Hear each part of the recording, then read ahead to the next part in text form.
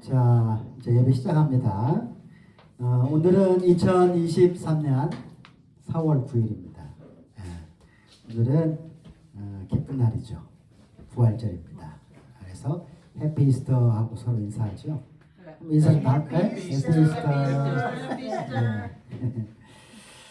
자, 어제까지 이제 고난 주간이 한 주간 보냈는데 어떻게 저도 정말 이번 주간은 고난을 좀 당한 것 같아요. 몸이 아파가지고 수요일 이후로는 계속 누워 있었고 힘들어가지고 그랬는데 어쨌든 오늘은 좀 괜찮아져서 같이 예배 드려서 고맙고요. 이렇게 현장에 찾아오신 분들 또 이렇게 영상을 통해서 함께 하시는 모든 분들께 부활의 인사를 함께 나눕니다. 해피 이스터. 예. 자, 그리고 오늘은 이제 예배 설교 후에 미리 말씀드린 대로 입교식이 잠시 동안 거행될 예정입니다. 그리고 내일부터는 이제 PCA 한인 서북노회가 이제 오레곤에서 진행이 될 예정이에요. 이번 노회는 우리 교회가 그 노회에 가입하는 아주 중요한 노회입니다. 그래서 저도 몸이 좋지 않아서 안 갔으면 좋겠다라는 마음이 있는데 우리 교회가 노예에 가입하는 노예이기 때문에 안 갈 수는 없고 꼭 가야 될 것 같아서요. 다녀오도록 하겠습니다. 수요일까지 진행이 되는데 위에서 꼭 잘 가입할 수 있도록 절차가 잘 진행될 수 있도록 기도 부탁을 드립니다.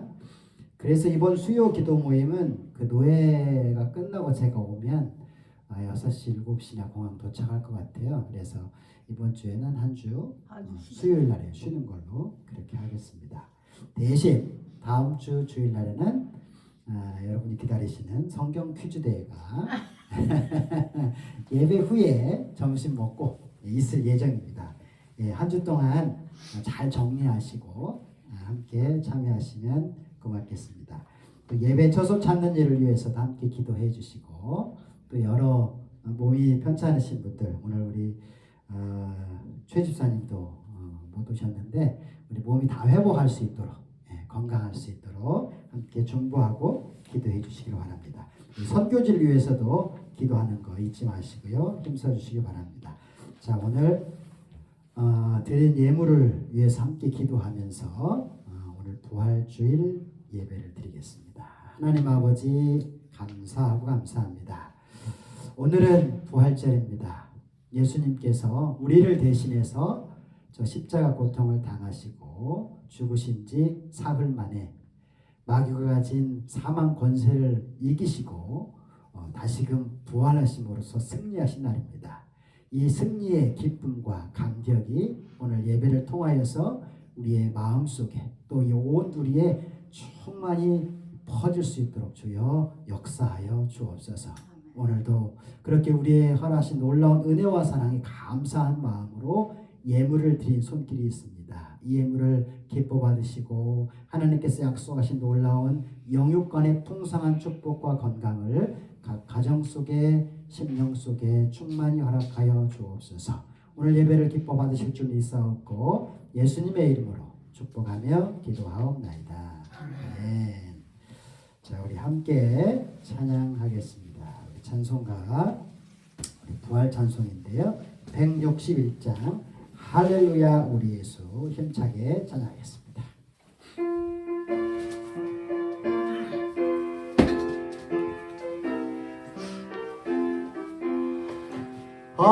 할렐루야 우리 예수 부활 승천하셨네.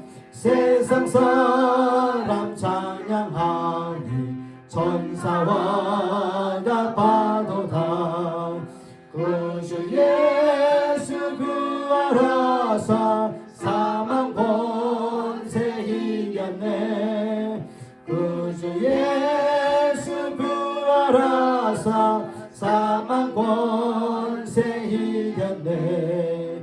할렐루야 우리 예수 왕의 왕이 되시고 우리들의 중보 대신 성령 증거하시네. 구주 예수 부활하사 처음 열매 되셨네. 구주 예수 부활하사 처음 열매 되셨네. 할렐루야 우리 예수 흠과 티가 없도다. 무덤 속에 있는 죄인 주가 일으키시네. 구주 예수 부활하사 영광 주로 오시네. 구주 예수 부활하사 영광 주로 오시네. 아멘. 자, 우리 두 번째 찬양, 우리 찬송가 171장 하나님의 독생자 예수 찬양합니다.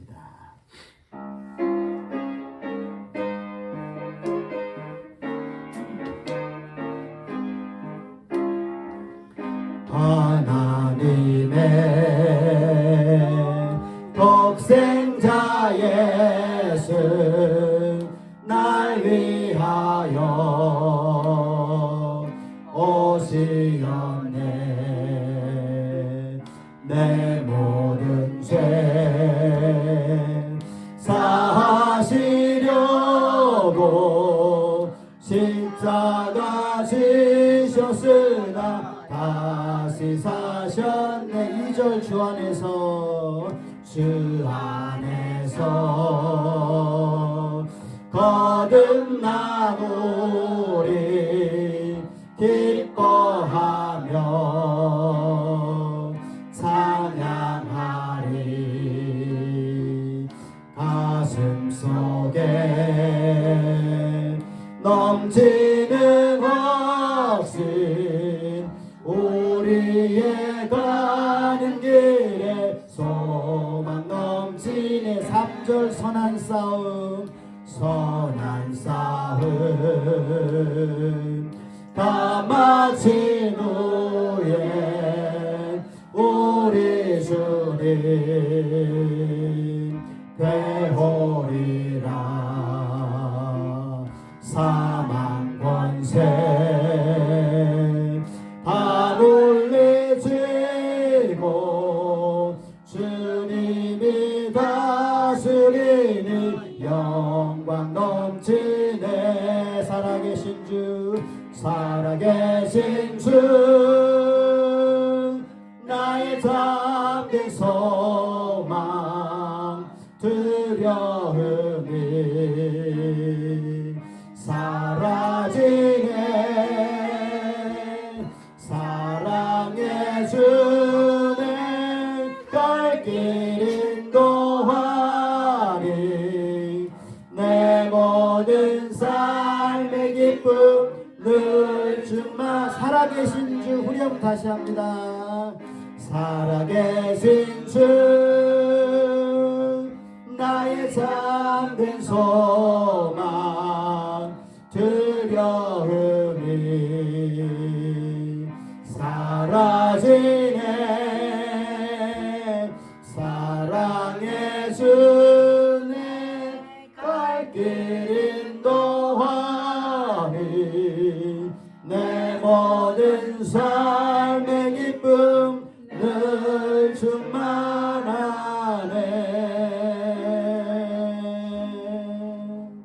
기도 제목을 함께 나눕니다. 우리가 예수님의 보혈, 그 십자가의 피로 우리의 죄와 욕심 모든 것들이 씻김 받는 시간, 그리고 부활의 예수님, 기쁨과 승리의 그 예수님을 다시금 만나는 이 예배가 되기를 위해서, 그분의 음성을 듣는 이 예배가 되기를 위해서 기도합시다. 또 우리의 모든 식구들이 다 이 부활의 예수님을 같이 만나고 그 구원의 기쁨을 함께 공유할 수 있도록, 그러한 가족이 될 수 있기를 위해서, 또 우리 교회에 성령의 역사로 우리가 한 단계 성장하고 성숙해지고 나아갈 수 있도록 위해서 기도합시다. 그리고 우리 선교지 위해서 예수재활교회와 브라질 아마존 선교하시는 분 우리 이 목사님 위해서 이 시간 함께 소리내어서 잠시 동안 기도하겠습니다. 하나님 아버지 감사합니다. 오늘도 불러서 주님 앞에 예배하고 아버지 찬양하며 기도할 수 있는 놀라운 은혜를 허락하시니 감사합니다. 오늘은 특별히 예수님이 사망 권세 이기시고 부활하신 승리의 날입니다. 그 승리의 기쁨과 감격이 우리의 심령 속에 풍성히 넘치기 원합니다. 그러기 위해서는 우리 마음속에 있는 이 죄와 욕심들을 다 아버지 하나님 예수 그리스도의 보혈로 씻어 주옵소서. 깨끗게 해 주옵소서. 주의 보혈로 다시금 새롭게 거듭난 놀라운 은혜가 우리 심령 속에 충만 있게 하여 주옵소서. 아버지 예수 보혈의 그 놀라운 능력으로 씻김받고 아버지 하나님 정말 이 부활의 그 기쁨과 감격을 안고 우리가 살아갈 수 있는 그러한 인생들 되게 하시며 우리의 가정들 속에서도 그런 기쁨과 감사가 넘쳐날 수 있는 복된 믿음의 가정들로 세워주옵소서. 그런 아버지 하나님 주님의 공동체를 세워주시고 함께 하시는 것 감사합니다. 하나님 아버지 정말 우리 공동체가 이제 주님이 기뻐하시는 모습으로 한 단계 성장하고 성숙해질 수 있도록 주님 도와주시고 아버지 하나님 더 큰 부흥과 놀라운 역사가 하나님 이 공동체를 통하여서 나타날 수 있도록 주여 도와주옵소서. 하나님 복음을 승가하는 우리 선교사님들을 기억하옵소서. 아버지 장애우들에게 주님의 사랑을 나누는 우리 성목사님 아버지 하나님 그 단체가 더 하나님 놀라운 영광을 통하여서 아버지 하나님 나라가 확장되어 줄 수 있도록 주여 도와주시고 저 브라질 땅 아마존에서 사역하시는 우리 이 목사님을 통하여서 많은 인디오들이 주님 앞에 돌아올 수 있는 역사가 나타날 수 있도록 또한 도와주옵소서. 주님 오늘도 주님 우리의 예배를 기뻐 받아 주옵소서. 하나님 아버지 감사합니다. 오늘도 주 앞에 불러주시니 특별히 오늘은 이 부활의 기쁨과 감격을 맛볼 부활절 감사 예배로 주님 앞에 예배드리게 하시니 감사합니다. 우리 마음속에 나로 인하여서 내 죄로 인하여 욕심으로 인하여서 십자가에 못 박았던 예수 그리스도 그 보혈로 인하여 그런 모든 죄악들이 다 씻김받고 이제 우리의 마음과 심령 속에 우리 인생 속에는 부활의 그 기쁨과 감격과 천국의 소망을 안고 살아가는 우리 모두가 되게 도와주옵소서. 이 부활의 기쁨이 내 안에만 있지 않게 하시고 아버지 우리의 가족들에게 우리 이웃들에게 증거되어서 더 많은 이웃들이 또 온 우리의 모든 하나님의 사람들이 다 이 부활의 기쁨과 감격 안에서 찬양하며 영광 돌릴 수 있도록 주여 축복하여 주옵소서. 하나님 이곳에 그 사역을 감당하라고 주님의 교회를 세워주셨사오니 하나님 우리가 기쁨으로 협력하고 기도함으로 그 사명을 감당할 수 있도록 주님 도와주시고 한 단계 부흥하고 성장하고 성숙해지는 공동체로 우리를 세워 주옵소서. 오늘도 복음을 증거하는 선교사님들을 다 기억하여 주시되 특별히 예수재활교회 송목사님과 브라질 아멘 사역하시는 이 목사님 기억하시고 그들을 통하여서 부활의 그 기쁨과 감격이 그 땅에도 그 영혼들 속에도 풍성히 임할 수 있도록 주님 함께 하옵소서. 오늘 이 예배를 통하여 영광 거두주시고 우리 가운데 함께 하여 주시기를 예수님의 이름으로 축복하며 기도하옵나이다. 아멘. 예, 오늘 부활주일 우리에게 주신 하나님 말씀 요한복음 20장 말씀 함께 보겠습니다.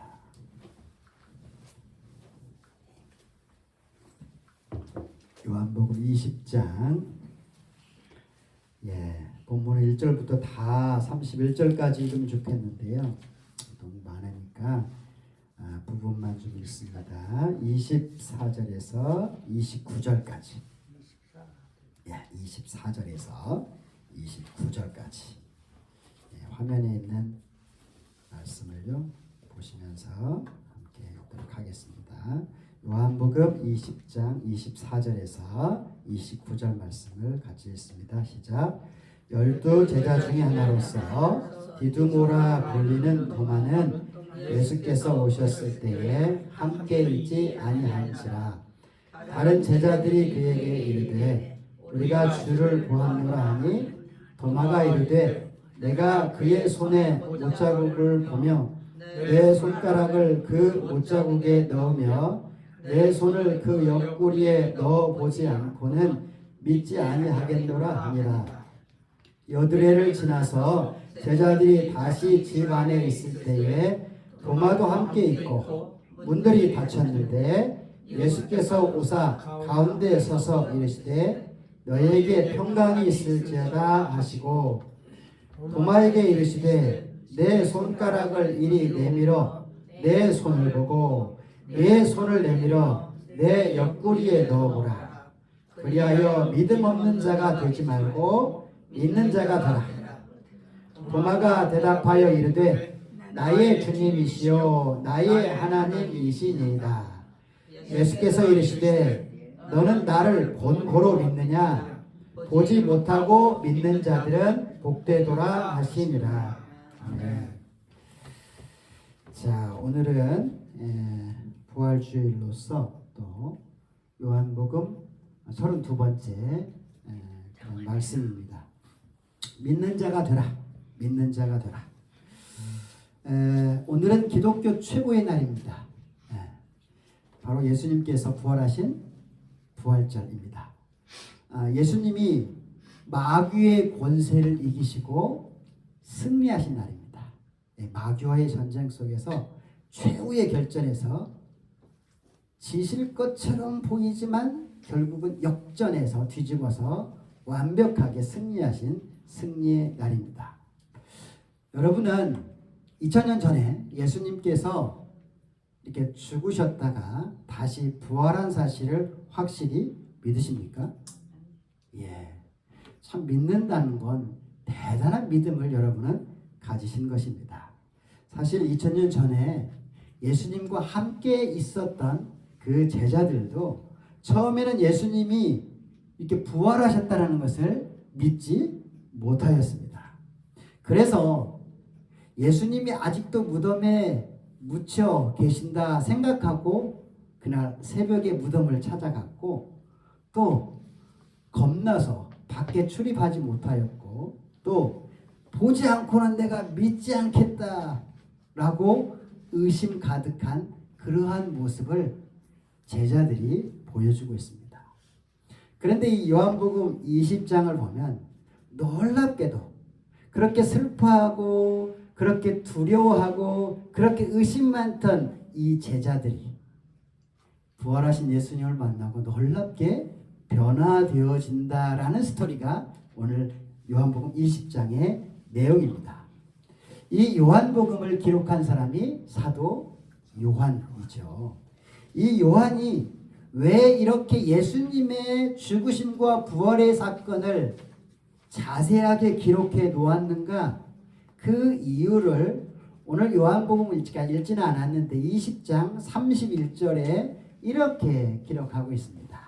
오직 이것을 기록하면 너희로 예수께서 하나님의 아들 그리스도이심을 믿게 하려고 기록하였다. 예수님께서 죽으셨다가 다시 부활하신 그 예수님께서 하나님의 아들이심을 너희로 믿게 하기 위해서 내가 이렇게 자세히 기록해 놓은 거야. 그리고 너희가 이를 믿고 그 이름을 힘입어서 영원한 생명을 얻게 하려고 내가 기록한 것이다. 당시의 제자들도, 당시의 많은 사람들도 예수님이 돌아가셨다가 다시 살아난 사실을 잘 믿지 못하는 분위기가 많았었던 것으로 보여집니다. 그래서 오늘 요한복음을 기록한 이 사도 요한은 내가 이렇게 자세히 기록한 것은 예수님은 분명히 돌아가신 지 사흘 만에 다시 부활하셨다. 이건 역사적인 사실이다. 라는 사실을 많은 사람들로 하여금 알고 듣고 믿게 하기 위해서 이 요한복음을 이렇게 자세하게 기록했던 것입니다. 자, 먼저 2000년 전에 오늘 요한복음 20장이 시작되는 그 부활의 아침은 이렇게 전개가 됩니다. 예수님은 안식일 전날 잡히셔서 이제 십자가에 못 박혀서 죽으셨습니다. 안식일이 되기 전에 그 시신을 갖다가 무덤에 묻으셨죠. 무침을 당하셨죠. 그리고 하루가 온전한 하루가 지나고 안식일이 지난 다음 날 이른 새벽, 그러니까 아주 일찍 새벽에 아직 밖은 캄캄이 어두웠습니다. 그런데 몇 명의 여인들이 이 예수님이 묻힌 무덤에 찾아갔습니다. 다른 복음서에는 몇 명의 여인들이 갔다 그러는데 오늘 요한복음에는 그 여인들 중에 한 명만 유독히 포커스하고 말을 하는데요. 그 사람의 이름이 막달라 마리아였다라고 말합니다. 이 여인들이 손에 든 것은요, 향유였습니다. 이 유월절이 시작되기 전에 예수님의 이 시신을 급히 매장하느라 이 향유를 몸에 바르는 그러한 일들을 다 하지 못해서 안식일이 끝나자마자 그 일을 하기 위해서 예수님 시신에 향유를 바르기 위해서 또 곡하기 위해서 예수님의 무덤을 찾아간 것이죠. 제가 언젠가 한번 말씀드렸듯이 이 유대인들에게는요, 유대인들 보통 3일장을 한다고 그럽니다. 왜냐하면 3일 동안 사람이 죽으면 3일 동안은 그 혼이 아직 그곳에 머물러 있다라고 그래요. 3일이 지난 뒤에는 이 사람이 정말 죽었구나. 그래서 그때 장사를 한다는 거죠. 그래서 아직 3일이 채 지나지 않았기 때문에 이 여인은 곡하기 위해서 유대인의 관습에 따라서 예수님의 무덤을 찾아갔던 것입니다. 자, 그런데 이 막달라 마리아가 예수님 무덤에 도달했을 때 충격적인 장면을 보게 됩니다. 무덤 문을 막고 있어야 할 큰 돌문이 옆으로 굴려져 있었습니다. 깜짝 놀란 이 막달라 마리아, 당장 베드로와 요한과 제자들을 향하여 달려갔습니다. 그리고 내가 가보니까 무덤 문이 열려져 있고 예수님의 시신이 그곳에 있지 않다라고 제자들에게 알려주었습니다. 그러자 베드로와 요한이 이 소식을 듣고 예수님의 무덤에 달려갔습니다. 베드로보다 젊었던 요한이 달리기가 더 빨랐던 것 같아요. 그래서 무덤을 향해서 달려갔는데 요한이 먼저 무덤 앞까지 갔는데 요한은 들어가지 못하고 나중에 왔던 베드로가 들어가서 보니까 정말 예수님의 시신이 없는 겁니다. 나중에 온 요한도 무덤에 들어가서 막달라 마리아가 한 말이 맞구나. 예수님의 시신이 없어졌다는 것을 비로소 믿었더라고 요한복음 20장 8절 말씀인가요? 언급해 놓고 있습니다. 그리고 그들은 집으로 각기 돌아갔다 그랬어요. 그리고 무덤에 여전히 남아있는 한 사람이 있었습니다. 바로 막달라 마리아는 무덤 곁에, 빈 무덤 곁에 여전히 주저앉아 울고 있었습니다.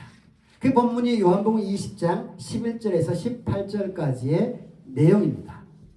마리아는 왜 그 자리를 떠나지 못했을까? 왜 그곳에 서서 계속 눈물을 흘렸을까? 두말 없는 잔소리겠죠? 슬퍼서였습니다. 예수님이 돌아가신 것만 해도 너무 슬픈데 이제 예수님을 그 시신도 없고 예수님을 향해 향유를 바를 수도 없고 곡할 수도 없다라는 그 사실 자체가 너무너무나 슬펐습니다. 그만큼 예수님을 특별히 사랑했다라는 증거일 것입니다. 자, 우리가 내가 끔찍히 사랑하는 사람에게 끔찍히 어려운 일을 당하면 정말 큰 충격과 슬픔에 빠지는 일이 당연히 생깁니다. 그래서 그 슬픔이 너무나 크면요, 정상적으로 생각하고 정상적으로 살 수 없는 트라우마를 겪게 되죠. 자, 얼마 전에 지난달 말쯤인데요, 저 미국 중부에 테네시주라는 주가 있습니다.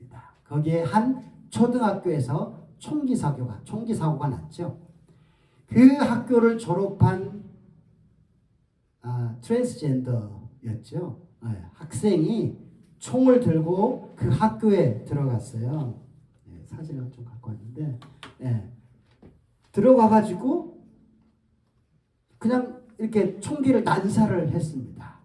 그래서 초등학생 3명하고 어른 3명이 그 현장에서 죽게 되는 사건이 발생을 했습니다. 근데 이 학교가요, 기독교 학교, 즉 우리가 이제 가입하게 될 PCA 소속된 학교, 그 재단에서, 그러니까 총회에서 운영하는 학교였어요. 초등학교. 커버넌트라는 그 학교였는데요. 그러니까 우리 총회에 속한 목사님의 9살짜리 딸이 이 사건을 통해서 희생을 당한 거죠. 죽임을 당한 거예요. 갑작스럽게. 이 총기 사고라는 게 사실은 저 멀리 큰 도시, 나하고는 별로 상관없는 것 같은데 상관이 있더라고요. 갑작스럽게 이런 사건을 통해서 자기 딸이 9살짜리 딸이 학교를 갔는데 총기 사고로 죽었어요. 어떤 마음이 들겠습니까? 얼마나 큰 충격과 슬픔에 빠지겠습니까? 또 우리 그 노예 세크라멘토에 계시는 목사님인데 지난주쯤인데요. 건강하던 큰아들이 상당히 컸죠. 20대 아마 중반쯤 됐는데 건강하던 큰아들이 갑자기 죽었어요. 병원에 가서 얼마 있지부터 그냥 죽는 그런 일을 당했는데 이번 주 그래서 돌아오는 토요일 날 세크라멘토에서 장례식을 치를 예정인데요. 그렇게 갑자기 사랑하는 사람이 이런 큰 사고로 인해서 죽게 되고 잃게 되면 얼마나 큰 슬픔에 빠질까. 사실 우리가 상상할 수 없을 정도로 큰 슬픔에 빠지게 될 것입니다. 오늘 막달라 마리아가 아마 그런 심정이지 않았을까라고 생각합니다. 사실 막달라 마리아는요, 예수님께 끔찍히 사랑을 받았던 여인 중에 한 명이었어요. 이 막달라 마리아는 사실 예수님을 만나기 전에 7개의 귀신이 들렸던, 그 귀신 때문에 괴로운 삶을 살았던 그런 여인입니다. 그런데 예수님을 만나고 예수님께 그 귀신이 쫓아내고 회복되었거든요. 건강하게 온전하게 고침을 받았거든요. 얼마나 기뻤을까요? 그래서 그 이후로는 예수님을 아주 가까이에서 섬기면서 예수님을 따랐던 그 제자 중에 한 명이었습니다. 그런데 며칠 전 목요일 저녁 예수님께서 갑자기 붙잡히시더니 재판도 대충 이루어진 다음에 그 다음날 금요일 십자가를 지시고 그 고통과 수치를 당하시고 처형당하셨다라는 사실입니다. 얼마나 이 막달라 마리아가 충격을 받았을까, 얼마나 큰 슬픔에 쌓였을까라고 우리가 충분히 생각해 볼 수 있습니다. 그런데 문제는 뭐냐? 이러한 큰 충격과 슬픔이 때로는 우리의 믿음을 가로막을 때가 있다라는 그러한 사실입니다. 자, 막달라 마리아도요, 너무나 큰 슬픔이 있었기 때문에 빈 무덤을 보고도 예수님이 부활하셨다라는 생각을 하지를 못합니다. 분명히 예수님이 돌아가시기 전에 제자들에게 내가 다시 살아날 것이다 라는 사실을 예언하였습니다. 가까이 섬겼던 막달라 마리아도 분명히 들었을 것입니다. 하지만 그 말씀이 생각나지를 않았습니다. 왜요? 너무나 큰 슬픔 때문에 그렇습니다. 또한 무덤 앞에 갔을 때에 예수님이 친히 곁에 서 계신 것을 보았지만 그분이 예수신 것을 알지 못하였다라고 14절에 말씀하고 있습니다. 심지어는 예수님께서 여자여 어찌하여 울며 누구를 찾느냐 라고 예수님의 말씀을 친히 들었지만 이 막달라 마리아는 그 소리가 그 묘지를 관리하던 동산지기인 줄 착각하였다 라고 말합니다. 왜 그랬을까요? 예수님을 그렇게 사랑하고 가까이 섬기던 이 믿음 많았던 이 여인이 왜 예수님의 부활하셨다는 사실을 믿지 못하고 이런 행동을 보였을까요? 그 마음에 슬픔이 너무나 컸던 것입니다. 자, 그런데 이 극한 슬픔에 빠져서 예수님의 부활하신 이 사실 자체를 제대로 믿지 못하고 있던 이 여인의 그 슬픔을 단번에 날려버리신 것은 바로 부활하신 예수님의 부르심이었습니다. 부활하신 예수님께서 그녀의 이름을 부르셨습니다. 마리아야. 한마디 딱 부른 거죠. 마리아야. 그렇죠. 성경은요, 마리아가 돌이켜 히브리 말로 라보니라고 했다고 합니다. 이 말은 이제 선생님이라는 말인데요. 그때야 예수님께서 그녀의 이름을 부르신 뒤에야 비로소 믿음 없는 그 모습이 돌이켜서 슬픔에 빠져 함몰되었던 그 믿음의 눈이 돌이켜서 절망에서 돌이켜서 부활하신 예수님을 비로소 보게 되었고 믿게 되었다라는 그러한 사실입니다. 그런데 그 예수님께서는, 그 부활하신 예수님께서는 때로 우리의 삶의 현장에 찾아오셔서 우리의 이름을 부르십니다. 성은아, 온우야. 이렇게 부르시는 그 부르심을 듣게 된다면 예수님의 부활하심을 온전히 믿지 못하는 그 심령도 변화되어서 예수님의 부활하심을 온전히 믿는 자가 될 수 있다는 사실입니다. 자, 그리고 감사한 것은요, 이렇게 부활하신 예수님을 만난 막달라 마리아에게 예수님께서는 사명을 맡기셨습니다. 계속해서 17절 말씀에 너는 내 형제들에게 가서 이렇게 말하라. 내가 나의 아버지 곧 너희 아버지, 내 하나님 곧 너희 하나님께 올라간다라는 말을 가서 전해라 하니까 막달라 마리아가 어떻게 합니까? 곧 가서 제자들에게 내가 보았고 내가 어떤 말을 들었는지를 전달하였다. 예수님께 받은 그 사명을 가서 전달하는 사명자가 되었다라고 오늘 성경은 그 서막을 마무리하고 있다라는 그러한 사실입니다. 믿음을 가리는 슬픔 속에 있을 때 우리를 찾아와 우리의 이름을 불러주시는 그 예수님, 그 부활의 예수님의 부르심을 듣고 우리가 믿지 못하는 자가 아니라 믿는 자가 되어야 될 것입니다. 자, 두 번째 사람들은요, 19절부터 23절까지에 등장한 제자들의 모습을 살펴보고자 합니다. 자, 지금 제자들은 어떤 상태에 있는지에 대한 말씀이 19절에 이렇게 기록되어 있습니다. 이날 곧 안식 후 첫날 저녁 때에 제자들이 유대인을 두려워하여 모인 곳의 문을 닫아두었다. 잠구어 두었다라고 말하고 있습니다. 여러분, 제자들은요, 예수님을 3년 동안 따라다녔죠. 가까이에서 예수님의 설교와 기적들을 다 보았던 그러한 12명의 제자들을 의미합니다. 예수님께 자신의 인생을 다 맡겼던 그러한 사람들입니다. 그런데 이 예수님께서 로마의 군인들과 종교 지도자들에 의해서 십자가에 못 박혀 죽으셨죠. 그 붙잡혀 재판받고 죽는 모든 과정을 보면서 제자들은 두려워했습니다.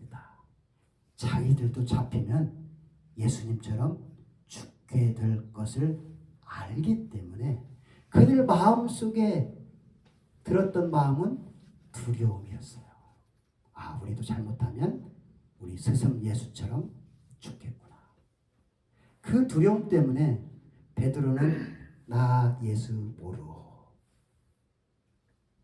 예수님 앞에 경고를 받았음에도 불구하고 나 저런 예수 모르오. 부인하고 저주하기에 이르렀습니다. 결국 예수님이 십자가에 못 박혀 죽으시자 제자들은 너무나 두려워서 이제 다음 차례는 우리구나 해서 바깥 출입조차 하지 못하고 문을 걸어 잠그고 두려워 떨고 있었다. 이게 제자들의 오늘 본문의 모습입니다. 근데 문제가 뭡니까? 이런 극한 두려움은 사실 우리에게 있는 믿음을 빼앗아 간다는 거예요. 우리 마음속에 있는 믿음을 이 두려움이 빼앗아 간다는 것이 문제입니다. 내가 예수님이 계시는 곳은 어디든지 가겠습니다. 예수님 따라 내가 목숨도 걸겠습니다. 라고 이렇게 했던 이 제자들이 아니에요. 그래도 현실적인 목숨의 위협이 다가오니까 현실적인 이 두려움에 빠져서 예수님을 배신했던 거죠. 우리도 마찬가지입니다. 사실 왜 우리가 염려하고 왜 우리가 두려워합니까? 따지고 보면 우리가 하나님을 제대로 믿지 못해서 그래요. 우리가 믿습니다. 우리 인생을 바치겠습니다. 당신은 주님이십니다. 그러면서 사실 온전히 믿지 못하고 의지하지 못하는 데에서 염려와 두려움이 찾아오는 것이 사실입니다. 자, 이렇게 두려움에 떨었던 이 제자들, 그런데 어떻게 기쁨이 찾아올 수 있었을까요? 부활하신 예수님께서 그들에게 찾아오셨기 때문입니다. 그리고 그들에게 말씀하십니다. 너희에게 평강이 있을지어다. 예수님이 가지시고 예수님이 경험하신 그 주님의 샬롬의 평강이 너희에게도 있을지어다. 그 두려움을 이길 수 있는 진짜 샬롬, 진짜 평강이 너희에게 있을지어다 하고 그들에게 평강을 주셨습니다. 그리고 손과 발의 못자국을 다 보여주셨습니다. 그랬더니 제자들이 어떻게 합니까? 손가락에 보이시니 제자들이 주를 보고 기뻐하더라. 두려워서 군장구고 있었던 그들이 드디어 기뻐하더라. 이렇게 성경은 말씀하고 있습니다. 21절 말씀에 나오면 거듭 예수님께서 그들에게 평강이 있을지어다. 평강이 있을지어다 라고 말씀합니다. 뿐만 아니라 그들에게 사명을 맡기셨는데요. 21절 말씀 보면 아버지께서 나를 이 땅에 보내신 것처럼 나도 이제는 너희를 보내겠다라고 말씀하고 있습니다. 이 말은 뭐예요? 예수님께서 하셨던 그 사역들을 이제는 너희가 해야 되지 않겠느냐. 예수님으로부터 평강을 받은 그들이 해야 할 예수님의 사명이었습니다. 그런데 예수님께서는요, 이 사명만 주시고 그냥 알아서 해라 이렇게 하신 것이 아니었습니다. 그 사명을 감당할 수 있는 능력을 더불어 주셨습니다. 뭐예요? 22절 말씀, 이 말씀을 하시고 그들을 향하여 숨을 내쉬며 이르시되 성령을 받으라 그러셨어요. 성령을 받으라. 제자들은요, 예수님을 통하여서 예수님이 돌아가신 뒤에 두려움에 사로잡혀 있을 때 부활하신 예수님께서 오셔서 샬롬, 평강을 받고 뿐만 아니라 이 성령을 받은 뒤에 그들이 변화되었습니다. 더 이상 두려워하지 않았다고 성경 사도행전은 언급하고 있어요. 네. 이전까지는 두려웠던 그들이 이제는 죽음을 두려워하지 않고 나아가서 복음 증거하기 힘썼어요. 심지어 베드로는 어땠습니까? 나중에 그 로마 황제 네로 때 붙잡히게 되죠. 자신을 십자가에 못 박으려고 하니까 나는 자네 거꾸로 못 박으시오. 내가 감히 어떻게 했습니까? 똑같이 십자가에 못 박힐 수 있습니까? 나 같은 놈은 거꾸로 못 바뀌어도 됩니다 하고 거꾸로 못 바뀌어 죽은 그런 용기 있는 자로 변화되었다라는 사실이에요. 오늘도 우리에게 부활의 주님으로 찾아오신 예수님을 통해 우리의 믿음을 위협하는 이 염려와 두려움을 이겼으면 좋겠어요. 그리고 믿지 못하는 자가 아니라 예수님은 부활하셨다라는 사실을 분명히 믿음으로 주님이 맡기신 사명을 감당하는 저와 여러분이 되었으면 좋겠어요. 그리고 세 번째 사람을 만나보겠습니다. 예수님이 부활하신 새벽이죠. 네, 그날 저녁입니다. 제자들이 모여 있는 곳에 예수님이 아까 찾아와서 그들에게 평강을 선물로 주고 성령을 받으라 하고 성령을 선물로 주었습니다. 하지만 그 평강과 그 성령을 받지 못한 한 사람이 있습니다. 누구죠? 누구일까요? 오늘 우리가 읽은 본문에 있는데 도마입니다. 예, 칼도마는 아니겠죠? 도마입니다. 자, 왜 도마는 그 자리에 없었을까요? 다른 제자들은 다 있었는데 왜 도마는 그 자리에 없었을까요? 성경이 왜 없었는지에 대한 정확한 이유를 언급하고 있지는 않습니다. 하지만 어쨌든 이 도마는 함께 있어야 할 자리에 함께 있지 않았기 때문에 마땅히 받을 수 있었던 평강과 성령의 축복을 그 자리에서 경험하지 못하였다라는 사실입니다. 우리도 그럴 수 있습니다. 마땅히 함께 있어야 할 예배와 은혜의 자리에 있지 않는다면 하나님은 그날 그 시간을 통하여 그 사람에게 특별히 내려질 그 평강과 축복을 놓칠 수 있다라는 사실이에요. 평소에 잘 참석하다가 하필 그날 안 왔어. 근데 그날 하나님은 놀라운 은혜를 주려고 했는데 그렇게 놓칠 가능성이 분명히 있다라는 사실이에요. 마땅히 있어야 할 자리에 있지 못할 경우에 그렇다는 거죠. 자, 도마의 별명이 뭐죠? 도마의 별명. 네. 도마의 별명이 뭘까요? 네? 도마를 뭐라고 해요? 어떤 도마 그러죠? 의심 많은 도마. 네. 도마하면 의심 많은 사람. 네. 의심 많은 사람의 대표 인물이 도마입니다. 그는 아마도 앞서 우리가 첫 번째 그 장면에서 보았던 막달라 마리아와 또 베드로와 요한이 빈 무덤을 보고 와서 예수님의 시신이 없어졌는데 정말 부활하신 거 이런 말을 들었을 때에 믿지 않았을 것입니다. 그래서 다른 제자들은 함께 모여 있는데 도마는 그 자리에 함께 있지 않았던 것입니다. 심지어 앞선 장면에서 다른 제자들이 정말 예수님이 와서 평강도 주시고 이 성령도 막 주시는 그 경험을 직접 이야기를 함에도 불구하고 이 도마는 뭐라고 얘기합니까? 25절 말씀 보면 다른 제자들이 그에게 이르되 우리가 주를 보았다. 얼마 전에 예수님이 왔다 가셨어. 도마가 이르되 뭐라 합니까?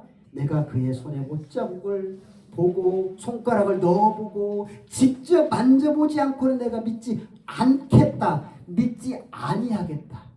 아주 막 다짐을 하고 있는 좀 같은 그런 표현이에요. 단호한 막 어떤 결의가 느껴지는 나는 그렇지 않으면 결코 안 믿을 거야 이런 표현. 사실 우리도 이럴 때가 있어요. 성경에 기록된 하나님 말씀을 우리가 온전히 믿지 못할 때가 있습니다. 야 어떻게 보리떡 5개하고 물고기 2마리로 5,000명을 먹여. 그 거짓말이지 뻥이지.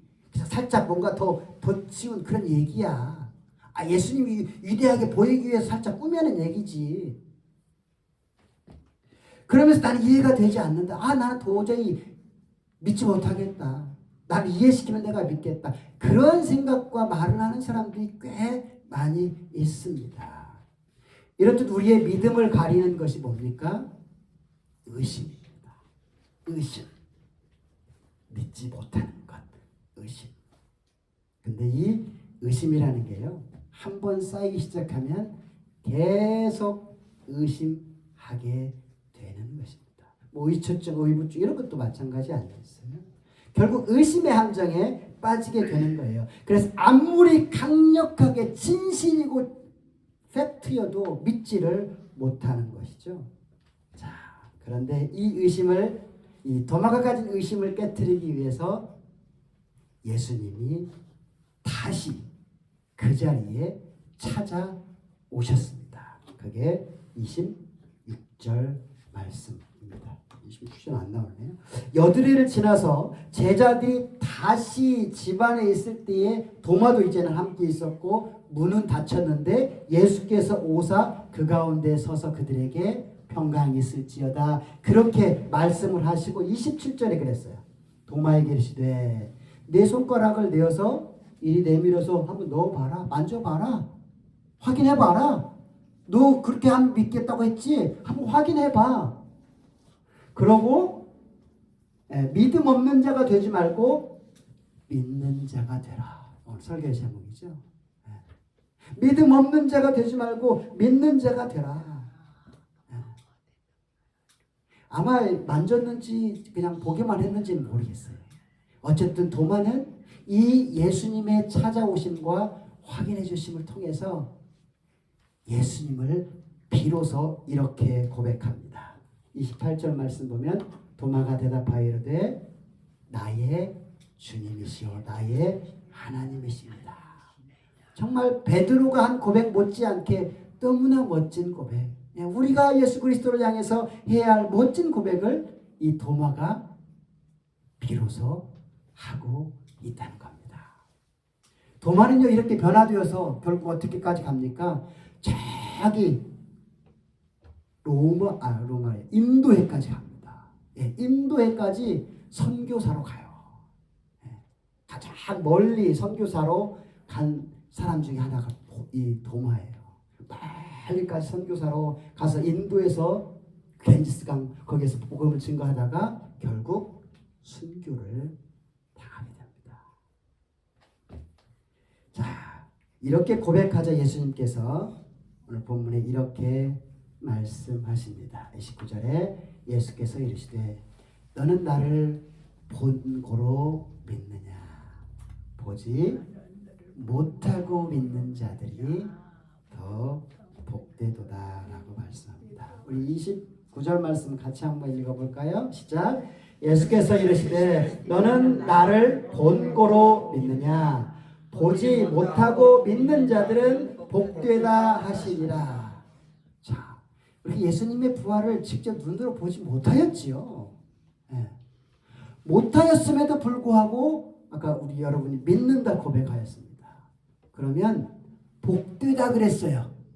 보지 않고 믿는 자들이 복되다 그랬어요. 어떤 복이 주어질까요? 그게 요한복음 11장에 이미 예수님께서 약속하신 것입니다. 나는 부활이요 생명이니 부활을 이미 말씀하시면서 나를 믿는 자는 보지 않고도 나를 믿는 자는 죽어도 사는 복을 얻을 것이다. 죽어도 다시 사는 복이 뭐예요? 부활이잖아요. 예수님이 부활하신 것처럼 나를 믿는 자는 보지 않고도 믿는 자는 예수님처럼 부활할 것이다.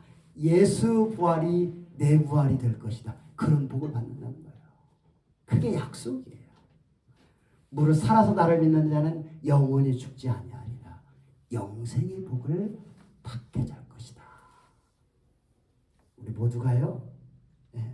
예수님의 부활을 우리가 직접 눈으로는 보지 못하였지만 약속된 이 말씀을 통하여서 또 여러 가지 역사적인 진실을 통하여서 실제를 통하여서 예수님의 부활을 마음으로부터 진실되이 믿음으로 약속되어진 복, 영생의 축복을 마음껏 누리며 그 기쁨과 감격 안에 살아가는 저와 여러분 되었으면 좋겠습니다. 기도하겠습니다. 하나님, 예수님의 죽으심만 생각하고 슬픔에 빠졌던 제자,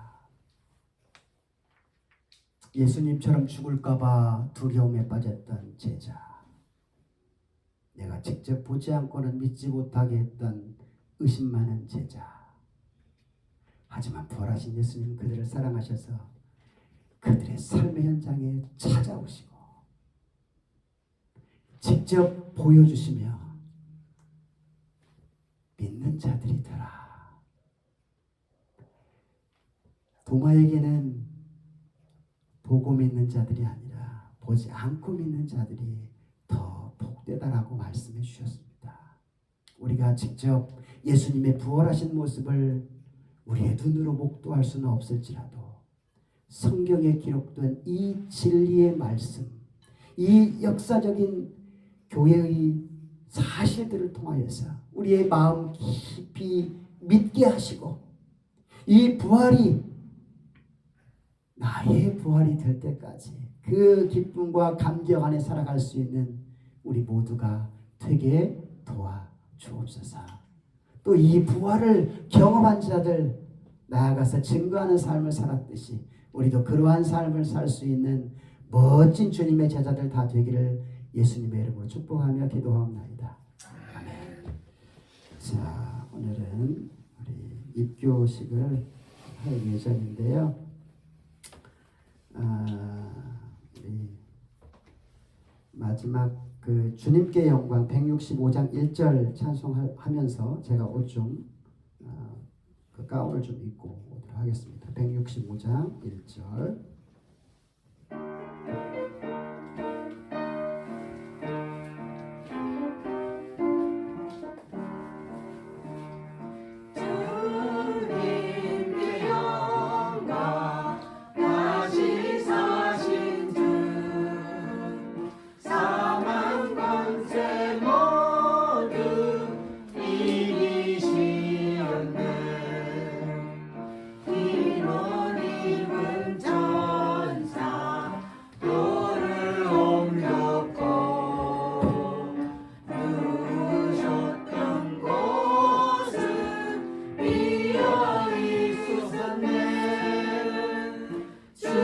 주님께 영광 다시 사신 주 사망 권세 모두 이기시었네.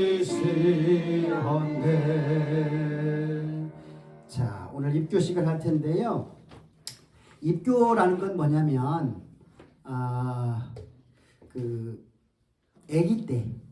아기 때 부모의 신앙 고백에 따라서 유아 세례를 받은 아이들이 이제 믿음 안에서 잘 자라고 이제 자기 스스로 나는 이런 하나님을 믿습니다. 나는 이런 예수님을 믿습니다. 이렇게 고백할 나이가 되면 문답을 통해서 확인하고 고백을 받고 이제 정식으로 입교식을 하고 이제 교회 멤버로서 가입하게 되는 그런 예식이 바로 입교식입니다.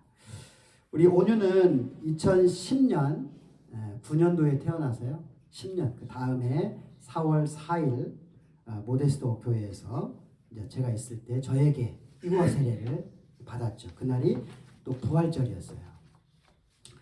그리고 올해는 이제 만 13세, 13살이 되어서 저하고 이제 같이 입교 문답을 좀 여러 가지 한 100여 문제를 한 뭐 서너 시간 걸쳐가지고 다 물어보고 그 입교 문답을 통해서 자신이 죄인임을 그리고 예수님이 오셔야 됨을 예수님이 나를 위해서 돌아가셨음을 그리고 예수님을 통해서 나는 하나님의 자녀가 되었음을 인정하면서 고백을 했습니다. 그래서 올해 2023년도 부활절을 기하여서 우리 장온유의 입교식을 거행하려고 합니다.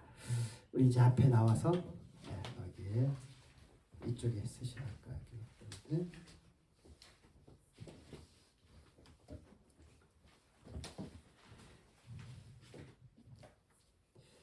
자, 먼저 기도하겠습니다. 하나님 감사합니다. 사랑하는 하나님의 딸 우리 장원우가 부모의 신앙 고백에 따라 유아 세례를 받고 이제 믿음 안에서 잘 자라서 이제는 하나님 앞과 교회 앞에서 자기 스스로의 신앙 고백을 할 수 있게 하신 것 감사합니다.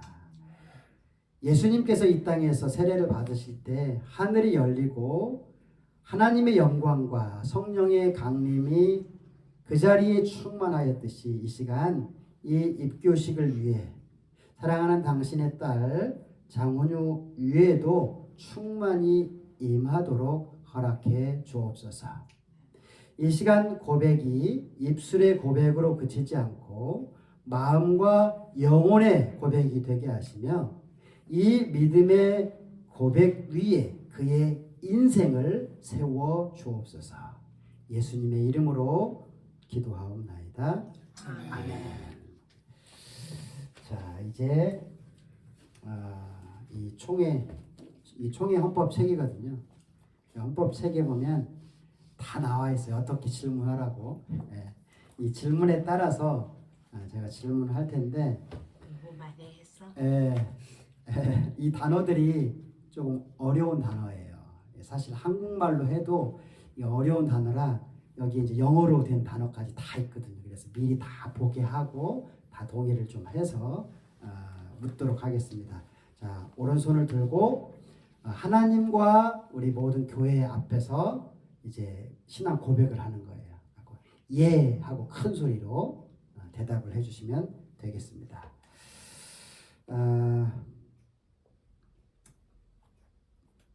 장온유는 자신이 하나님 앞에서 하나님의 절대 주권적인 국률이 아니면 소망이 없이 하나님의 노여움을 받아 마땅한 죄인임을 인정합니까? 네. 조금 더 큰 소리로 대답해 주세요. 두 번째 질문입니다. 장원유는 주 예수 그리스도를 하나님의 아들이요 죄인들의 구주라고 믿으며 그리스도께서 복음에 제시된 것처럼 구원을 위해 그리스도를 영접하고 그분만을 의지하려고 합니까? 네. 세 번째, 장원유는 이제 겸손히 성령의 은혜를 의지하여 그리스도를 따르는 자들답게 살기로 노력할 것을 결심하며 약속합니까? 네 번째입니다. 장원유는 최선을 다해서 교회의 예배와 또 사역을 위해 교회를 받들기로 약속합니까? 자, 마지막 질문 더 크게 이해하세요. 장원유는 교회의 치리와 권징에 복종하며 교회의 순결과 평화를 도모하기로 하나님과 많은 교우들 앞에서 약속합니까? 네. 손 내리시고 자, 이제 하나님과 우리 교회들 앞에서 약속을 했으니까 이 약속을 잘 지키실 것을 이제 믿고 또 우리 여러분 같이 다 증인인 거예요, 우리가. 그리고 우리가 뭐 저만 부모가 아니라 여러분도 우리 이제 온유의 신앙의 부모들이 되었어요. 그러니까 우리 온유가 더 믿음 안에서 잘 자랄 수 있도록 꼭 함께 기도해 주시고 격려해 주시면 고맙겠습니다. 우리 기도하겠습니다. 이제 축복하는 마음으로 기도하겠습니다. 하나님 아버지 감사합니다. 당신의 사랑하는 딸 온유가 이렇게 벌써 이렇게 자라서 하나님 앞과 사람들 앞에서 교회 앞에서 이렇게 스스로 자신의 신앙을 고백하고 또 이렇게 선서할 수 있는 귀한 시간을 허락하신 것 감사합니다. 하나님 이 마음으로부터 고백한 이 신앙의 고백들이 결코 변치 않게 도와주옵소서. 어떠한 유혹과 시험 앞에서도 흔들리지 않고 이제 주님 바라보고 주님 의지하고 주님의 기쁨과 영광이 되어지는 삶을 살게 도와주시고 그러한 삶을 살기에 필요한 모든 하나님의 은혜와 평강과 기쁨과 건강을 허락하여 주옵소서. 우리 온유를 통하여서 계획하신 하나님의 놀라운 일들이 이제부터 펼쳐지게 하시고 또 이 땅에 있는 많은 교회들을 주님의 마음과 사랑으로 섬기면서 하나님께 충성하는 충성된 딸이 되게 도와주시옵소서. 또한 우리가 영적인 부모로서 우리 온유가 믿음 안에서 더 잘 자라서 하나님 앞에 귀히 쓰임받도록 위하여 기도할 수 있도록 격려할 수 있도록 사랑할 수 있도록 그러한 가정의 사랑도 우리에게 공급해 주옵소서. 예수님의 이름으로 축복하며 기도하옵나이다. 아멘. 자, 이제 선포하겠습니다. 이제 장온유는 주님의 교회 입교 교인 1호 교인에서 어떻게 보면 새로 했으니까 주님의 교회 입교 교인이 되었음을 성부와 성자와 성령의 이름으로 선포하노라. 아멘. 우리 축하의 박수 한번 할까요? 감사합니다. 자, 그리고 우리 교회 대표 우리 양 집사님 좀 나오셔갖고 이렇게 전달식. 전달식.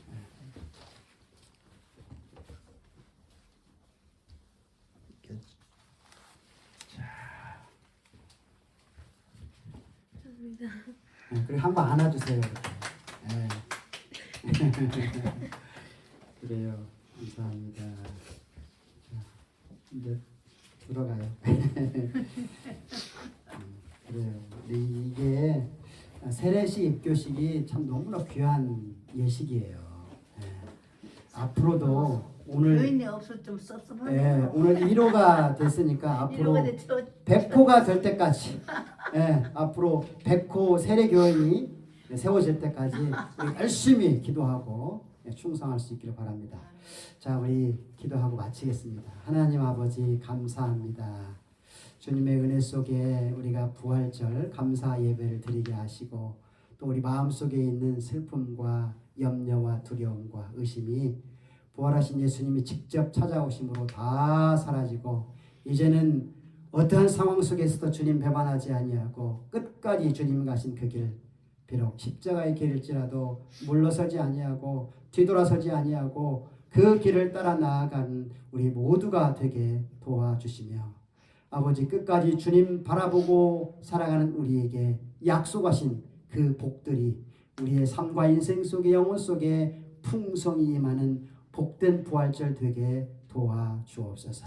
지금은 우리를 죄에서 구원하시기 위하여 이 땅에 오사 십자가를 지신 우리 주님 예수 그리스도의 은혜와 그 아들을 주시기까지 우리를 사랑하신 아버지 하나님의 극하신 사랑하심과 이 사실을 깨닫고 오늘도 믿음 안에 살도록 인도하시는 성령님의 교통하심과 위로하심이 우리 마음속에 있는 모든 슬픔과 염려와 두려움과 의심을 이제 다 부활하신 예수님을 만남으로 사라지고 이제는 끝까지 주님 바라보고 믿음 붙들고 살아가는 예수님의 제자들로 서기로 결단하는 모든 성도들과 그 가정과 하는 생업 위에와 피값주고 세우신 주님의 교회 위에와 또 오늘도 선교 현장에 수고하시는 모든 선교사님들과 그 가정과 사역 위에 영원토록 함께하옵시길 간절히 축원하옵나이다. 아멘.